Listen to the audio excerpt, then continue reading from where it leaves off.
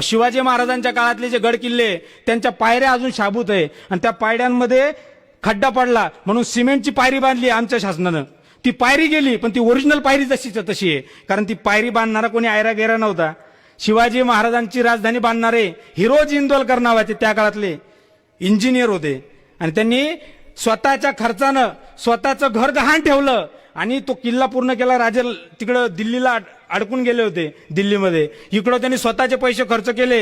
अरे कोण असा माणूस आहे म्हणतो आमच्या पगाराचा विचार केला नाही, स्वतःचं घर गहाण ठेवलं, रायगड बांधून काढला आणि जेव्हा राजदर्शनाला आले सांगितलं हिरोजी क्या बात है, काय मस्त तुम्ही स्वराज्याची राजधानी बांधली हो, तुम्ही काहीतरी माझ्याकडे मागणी करा, देऊन टाकतो तुम्हाला 2-4 गावं, तुम्हाला सरदारकी देतो. एखादा म्हणला असता आता पगार वाढवून द्या, आहे की नाही, आता मला जरा चांगली एखाद्या महिन्याची सुट्टी द्या, विचारलं असतं ना, किंवा मला चांगली तुम्ही इकडची ही कोकण पट्टा पूर्ण देऊन टाका, मला राजा होऊ द्या तिथं. असं नाही, तो म्हणला राजे साहेब एकच प्रार्थना आहे, मी एक दगड बनवून आणलाय, दगड.